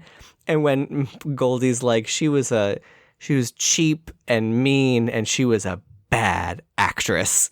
Meryl obviously it's not Meryl Streep, her hands. Yeah. She claws into the wood and we just see like chips fly, which like that's so perfect. Yeah. Yeah, it is. And so Meryl reveals herself to Goldie. And she's like, "Oh, you've been plotting against me, haha." And she like walks out of the room, and Bruce is trying to run after her, and he sees the swinging cabinet door for the gun, and like the back of Meryl's body. And then before audience has had time to like fully like add everything up, we see Meryl and Goldie in like a chest up close up, and Meryl goes, "You brought this on yourself," and flips this like comedic 5-foot-long shotgun. Ridiculous shotgun, yeah. Into Goldie's stomach and fires and pulls the trigger and sends her flying into the pool. Dope looking stunt, like clearly like a wire pull, but just like way up in the air and then into the pool. So good. And Ernest is like, "You killed her." And she's like, "Yeah, no shit. You tried to kill me. You did kill me." And she basically is like, "You're going to help me. Otherwise, I'm going to make an anonymous phone call to the police and I'll play dead. Ain't no one can play dead like me, Ernest." Yeah. Meanwhile, like as they're having this fight, Goldie stands up and it's like, oh my God, she's one of them. I've always wanted to do this costume with like two iPads. Like FaceTiming each other so that my stomach, it looks like you can see through my stomach. I've always wanted to like do that as a costume. I've seen that gag. It's cool as hell when you pull it off. Yeah. She's got a full-on hole in her stomach. And she, again, doesn't realize it yet. The best shot of the movie, probably, from a technical standpoint, maybe, is like this corpse with the hole in it, and then the camera pans down, and you see Bruce and Meryl, like, tilt their heads into the hole. It's very good. Mm-hmm. And so this is where Meryl's like, "So you took the potion, I took the potion." And did you catch when Goldie took the potion? No, I mean, she says it, but I didn't clock what it meant for the timeline. October 26th, 1985, which is Back to the Future Day. Oh, it is Back to the Future Day. That's right. I saw that in the trivia and promptly forgot about it. Yes. Mm-hmm. So they're like doing the like bitchy catty fight, and then they grab shovels and just do a real fight, which is great. Yeah. Apparently, Meryl cut Goldie Hawn. Yeah, they said it gave her a permanent scar on the cheek, and I was like, I don't see, like, this shot must not be in the movie. Yeah. For that, but also like Goldie must have had that removed or something, because I've never seen a picture of her where she has a visible scar. I mean, maybe it just went away. Yeah, that's possible. But I love when Goldie hits her first and spins her head around, and Meryl's response is like, "Oh, I just did this. Like, I just fixed this." She like, it's as if you like tilt your head back, and it's all the way back, so your head, your head is on your back, and so Meryl's like, "I just fixed this." Yeah. Because her throat's all crushed. This is the one where it's clearly like a dummy head, like in the thing. Yeah. And then they continue fighting as Bruce Willis goes upstairs, and I just love the shot of they're clearly fighting in front of the fireplace in the next room. So in the doorway, we see their silhouettes, their shadows fighting each other, and you see Goldie's Hawn's like whole stomach. It's so cool looking. It is. It's great. I mean, there's not enough good things you can say about how visually cool this movie is. I like the rest of it too, but even from that standpoint, this movie is fantastic. Goldie smashes Meryl's head into her neck like a turtle. Very good. So Meryl has to like hold up her own head.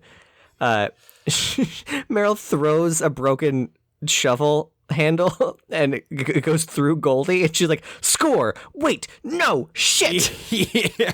And then Goldie later like sits down with the shovel handle through her, which is a great looking little thing. They say that apparently she didn't sit correctly, so they had to digitally alter it. But I'm like, I can't tell. Yeah. Obviously, Goldie Hawn doesn't have a hole in her stomach, but like, it doesn't look like anything had to be crazy altered. Yeah. It might have just been a angle adjustment or something. So this is where they finally make up, because Meryl's like, "You always thought I was cheap," because apparently Goldie grew up rich. And I love that we see them like enter Bruce's room to be like, "Oh, we've worked everything out, and we're all going to be a happy group of friends now, I guess." But Meryl has like this necklace thing that's like a neck brace, like a collar. Yeah. Well, and it's another shadow moment where they open the door and you can see through Goldie. Apparently, in the first draft or one of the early drafts, it was supposed to be like the door opens and you see mangled shadows of two people. Like they were supposed to like really fuck each other up. Yeah. I get why they didn't do that from a practical standpoint, but it would have looked very cool. I agree. So they're like, "Hey, can you please just fix us up?" And then that's it. They do the creepy please. So we see the results of his handiwork. Goldie's in like a very tight bathing suit. You can't tell that her body is missing major pieces of it. Yeah. Meryl looks good or whatever. And I kind of wish we saw what he did. Like, did he just put sand in her? Like, it must be taxidermy. Like that. Yeah, I mean something like that. Basically, it has to be. They start going like, "Oh, what if this stuff starts to wear off, or what are we gonna do then? Like, we got to keep this guy around." And then they're like, "He's not gonna live forever, so we got to make him take the potion so he can just take care of us." Yeah. And they're like, "Well, we'll knock him out with booze. We'll drug his booze." And then he does a like very like airplane joke where he's gesturing with a full ass drink. But also, the size of this cup is incredible. It's like a 64-ounce big gulp of bourbon that they hand him. Goldie Hawn genuinely can barely hold this cup because it's so big in her lady. Yeah, it's supposed to look like a rocks glass, but it's is huge. a rocks glass, but it's like a 64-ounce rocks glass. It's like a pitcher. And then it gets to the end, he has like... My kind of cup is what I'm saying. There would be a swig left, and he's like, "You know what? I'm done drinking." He pours it in the plant, and they're like, "Well, we gotta..." And they both grab vases and just smash him over the head. Did they break this vase earlier in the movie and I forgot about it? Because a metal vase fell down the stairs earlier. The vase closest to Bruce when he pours the drink out looks like it's been glued back together. I don't think so. Okay.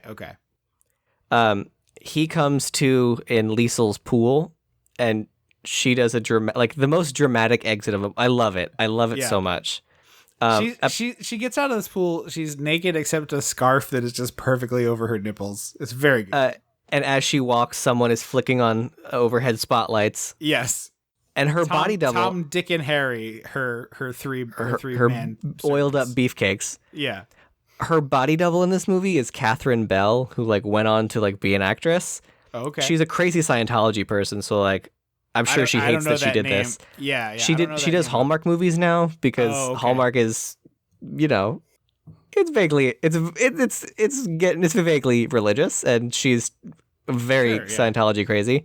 She plays like the good witch or the worst some witch on a series of stuff they do. Okay.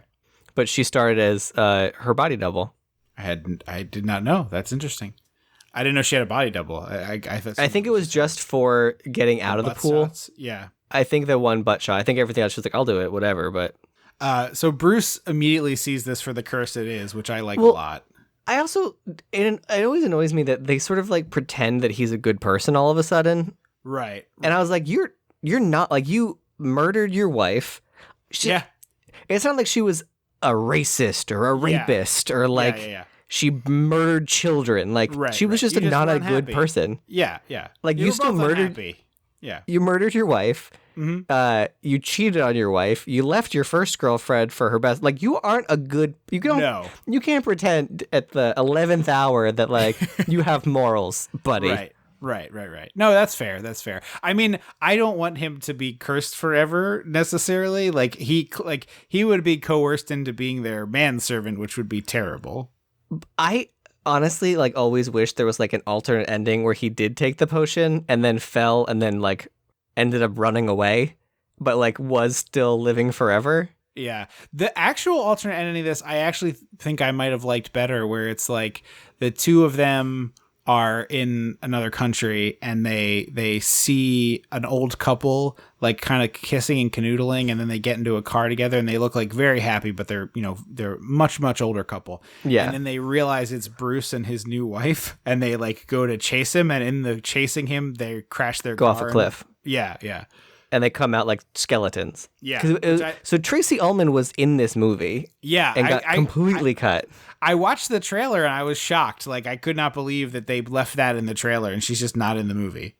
Yeah. I mean, frankly, I'm glad, because this movie clips so well that like, yeah, it doesn't, you don't need to slow down for nonsense. Yeah. It would be too long. The funeral scene gets you out of the movie very quickly and efficiently, which is what you need at that point. Exactly. But I do sometimes wish that like he had taken the potion and just like done his own thing, or like become as jaded as everyone else was. Like, he was already on that path of like, like not being, he's not a good person, but they also fully acknowledge that he pushed Madeline down the stairs, because he goes, what if I get maimed? What if I get pushed down the stairs? What if I fall down the stairs? And I was like, yeah, you killed your fucking wife, dude. Right. Yeah. I mean, you are a bad man, as you said. He is not without sin. So he runs down to the party, and we get all the great little cameos of all the celebrities that everyone says are like hiding out, still alive somewhere. Yeah. So there's Bruce. I'm sorry, Jesus. There's Elvis. I don't know why I just said Bruce. There's Andy Warhol. Yeah. And Marilyn earlier Monroe. She alluded to Greta Garbo, I think. Who just like retired quietly. And then later in the pool, it's Jim Morrison. He is the worst of them. Like he is. I did not like. I knew it was supposed to be Jim Morrison on this watch. The first time I was like, I think that's supposed to be someone. Yeah. I don't know who, but it's supposed to be someone.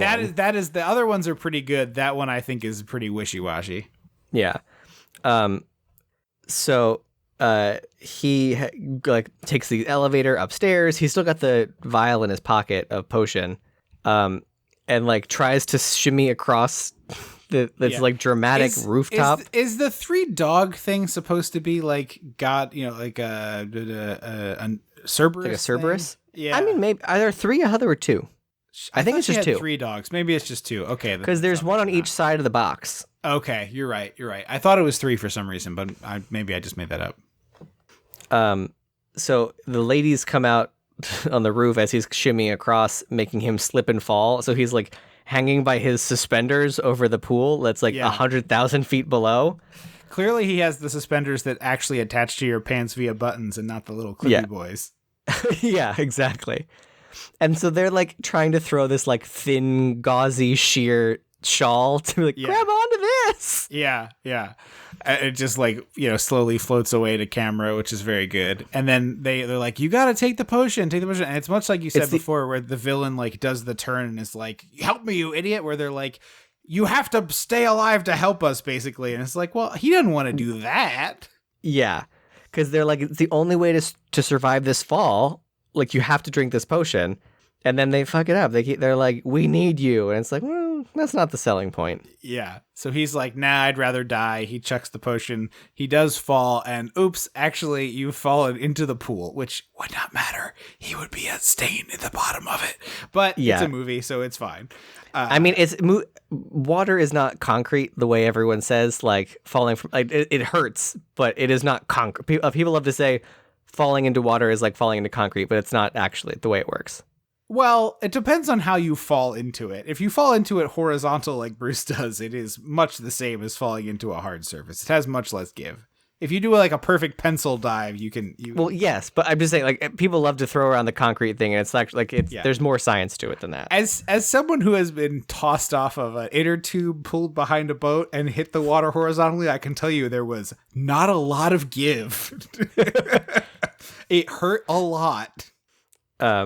So he survives the fall, sees Jim Morrison, and then steals James Dean's little spider and drives off. I also think the James Dean one is not very good. Those two, I think he's fine. It's fine, but it's not. There are better James Dean impersonators like on the streets of Hollywood these days. That's all I meant. Yeah, but it's such a flash in the pan moment. Like if he had lines, I would feel differently. Like Jim Morrison, I'm like that's the best we can do better than this. Yeah. So Liesel is like, frankly, the Jim Morrison, I think that Doors movie had come out. You should have paid for the money. The Val Kilmer? And then also, Elvis should have been friggin' Kurt, who played Elvis very famously in another movie, John Carpenter's Elvis. So, I didn't know John Carpenter did an Elvis movie. We talked about this when we did something or other. It was like the year before Halloween or the year after he did an Elvis TV is it like a TV movie or is it like a movie? So Liesel like reprimands the women. She's like, it would be better if you got him back. Because there was a plot point in an earlier draft that like she offered the potion to lots of like famous people and they said no, and so she killed them. Like she killed Abraham Lincoln, she killed William Shakespeare. Like, oh, interesting. And so that's why she wanted to kill. She's like, my secret can't get out. Yeah. Because earlier the doctor dies, and that's like one more, secret dies with him kind of thing. Exactly. So the ladies try and search the house, and he's not there, and they sort of resolve themselves like, well, we can't go back to Liesel, so I guess we're stuck with each other forever. I'll paint your ass, you'll paint mine. Yeah. And they're like kind of laughing at this and also having that. It's kind of like the end of The Graduate, like it's the end of The Graduate. Horror of just like, oh, this is awful. This is a terrible. What have I done? And then we cut to 37 years later. So it's 7 years from the release of this podcast. Yes. Almost there. We will celebrate that day. Oh my God. That would be a fun revisit. They're at Bruce Willis's funeral. And he did 1,000 amazing good things. He had an AA chapter. He, a center for women. He like a marriage counseling. He climbed a marriage counseling center. He had so many kids. Meryl makes a point at calling him flaccid and impotent, and then it's like he had 5 children or 6 children, which like he started having when he was 50. Yeah, after he stopped being an alcoholic. Yeah.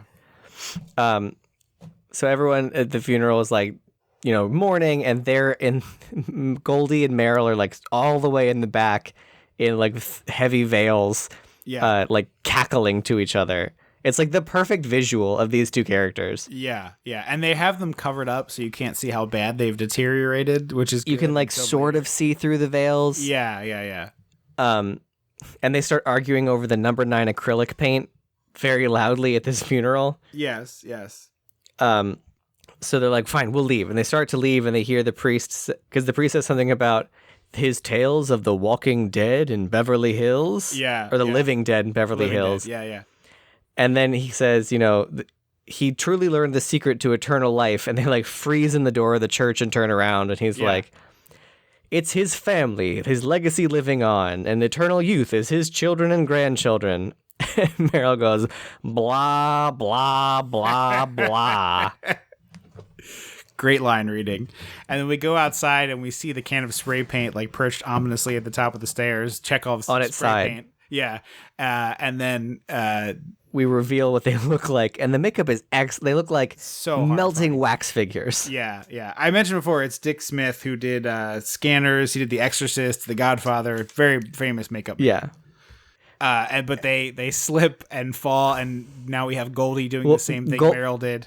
Because, Goldie is, flailing, and Meryl's like, well, maybe I won't catch you. And Goldie just grabs her, and they go tumble down a taller staircase for a church until they land at the bottom and just shatter like mannequins. Yes. And it ends with the perfect line. Like, it's the perfect way to end this movie. It's their 2 disembodied heads upside down, and then Meryl says... spinning into frame. Yeah. And then Goldie goes, well, do you remember where you parked the car? Which is another line I say all the time. Yeah, it's great. I mean, it's a really, really good movie. Did not make much money at the box office, and then kind of has become a cult hit. But it's one of these ones where I'm like, the queer community really championed this movie. Yeah, but like I mean, I'm not a member, and I think this movie fucking slaps. Like, this is such a good movie. It's a delight. Meryl really hated making it. Really? Yeah, she's like this movie was like going to the dentist. Wow. Because she said it wasn't about acting or her performance. Everything had to be very like rigid and specific because it was all VFX. Yeah. And so she was like, I would never do a VFX heavy movie again. Which apparently she had. Someone said that's not true. Has. Yeah. And I'm like, I don't sure know. I'm sure that she has done that, but yeah. I think this movie's great. I like highly recommend it. It's streaming on Showtime as of this recording, but you know, if you had to track it down elsewhere. I think it's there until November 1st. Oh, okay. You saw the like end date that far out? Typically it's I think it said like streaming until maybe it was October 1st. Okay. Is it October 1st or November 1st? But I would have assumed it would have been September 1st that they let you know it was ending soon. But in any case, highly worth your time. Really, really funny movie. I know sometimes, or at least I think while we're recording them, that like sometimes the comedy discussions can devolve into like, this part's really funny, that part's really funny. So I hope we brought a little more to the table here. But it's a... hope so. In addition to being very, very funny, which it is just a visually delightful movie. It is, crafts people at the top end of their crafts doing great looking stuff from tip to tails in this movie. The makeup is great. It's excellent. Special effects are wonderful.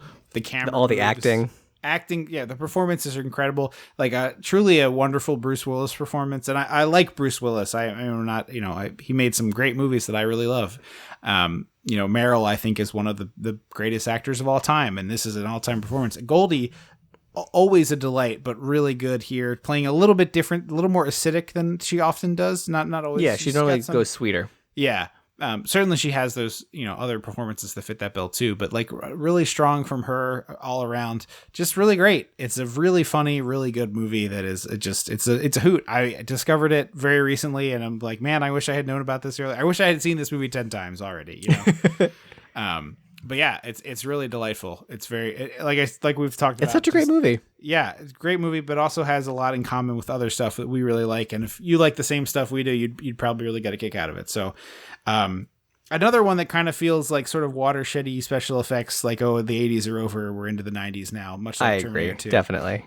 But just a great film. All around, really delightful. So if you haven't yet, please head over to patreon.com/dissectingthe80s. We have great bonus episodes there. One coming up just a few weeks in September will be American Anthem. So excited to get that out there. That was a special pick from listener Michelle, who did the $88 tier and has a cassette version of it. So pretty awesome. And thank you again for that. We will be back in 2 weeks. So end of August. I almost said October. I'm like, oh, man, it's not October. You're jumping ahead. Yeah. With a movie that just hit a big anniversary as well. That'll be Night Shift with Michael Keaton and directed by our favorite, Ron Howard. So curious to see. I think it's what Mom's been pushing for a while. Yes, this is a mom pick. She's been dying for it. So I've never seen it. We both love Michael Keaton here, so I'm excited to see, if Michael Keaton can save Ron Howard from the boring dread from himself. Yeah. I didn't want to dunk on Ron Howard, but like that Dean Cundey, who also shot Apollo 13, so maybe I need to reevaluate and see if there's some good stuff happening there, because Ron directed that. But that dream sequence is like more interesting than all of that. What the hell? The exploding one? What's the fire movie he did with Kurt Russell? I keep want to say Firestorm. Backdraft? Yeah. There's more cool camera moves in that than all of Backdraft, which is a movie about fire. I don't know how you could do that, but we'll see. I am genuinely excited to check out Night Shift. Comedy Keaton, I have always really enjoyed, so I'm excited to see what we got there. Check us out on Facebook. Hit us up on Twitter @DissectThe80s, and help spread the word about the show. If you like it, tell 2 friends. Tell people that you enjoy the show and help spread the word. We appreciate when you do that. You can also leave us a review wherever you do that. We get them automatically if it's iTunes, but if not, send us a screenshot, dissectingthe80s@gmail.com. We read them on the air. I haven't done that in like 6 months, so somebody out there review the show. Damn it. Thank you so much for listening. I've been Tripp Leno. I will always be Andrew Leno. Until next time. Don't you forget about me.